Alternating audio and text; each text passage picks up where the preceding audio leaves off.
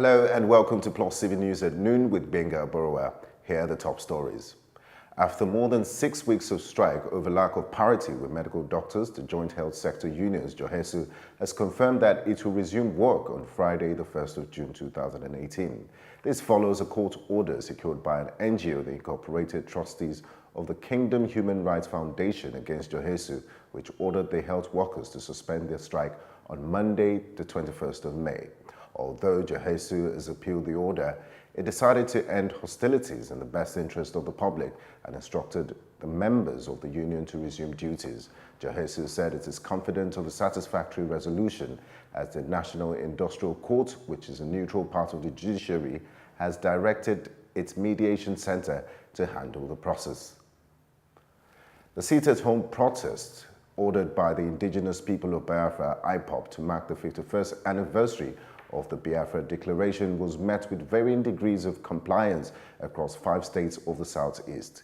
Jeffrey, a journalist in Anambra who spoke with Plus TV correspondent Mary Chinda, observed there was full compliance by residents in Onitsha, Nnewi, Ihiala and Ekulobia, as schools, commercial banks and markets remained closed. However, in Awka, the state capital, there was little or no compliance with a heavy presence of security men at major junctions as schools, banks and the main markets opened later for business.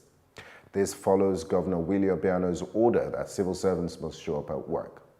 The Anambra State Commissioner for Information, Don Adinuba, told Plus TV Africa that those who stayed home did so out of fear of being attacked by cudgel-wielding members of Ipob.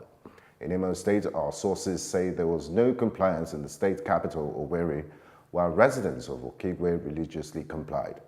Across Abia State, the home of Ipob leader Nnamdi Kanu, there was full compliance as the streets of Aba were empty. In Enugu, the police public relations officer, Ebere Amarizu, said there was zero compliance to the order and confirmed to Plus TV the arrest of the leader of the Biafra Zionist movement, Benjamin Onwuka, and 21 others who were picked up while trying to instigate violence in Enugu. And on the foreign scene, the UN has on Wednesday repatriated officers of the Ghana police force assigned to South Sudan for peacekeeping. Their deportation follows an indictment in the transactional sex scandal that recently rocked the mission. Information from the UN indicated that the officers breached the UN and UNMISS Code of Conduct that prohibits sexual relationships with vulnerable individuals. The police administration in Ghana is yet to release the number of repatriated officers. President Bashar al-Assad of Syria has said he will reclaim the areas within Syria which are currently being held by Syrian Democratic Force, which is backed by the US. The president has urged the forces to leave the area and learn from the lessons of neighboring Iraq.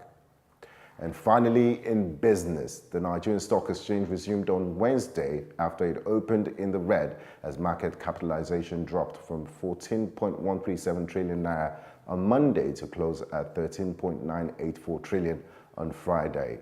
Similarly, the all-share index dipped by 422.1 points. Flour mills led the gainers on the day, gaining 1 naira 50 kobo to close at 31 naira 60 kobo per share. And the decliners were led by Nestle with a loss of 60 naira to close at 1,540 naira. 5,057 deals went down on the day. And those are the top stories this afternoon. We'll bring you further updates during the course of the day.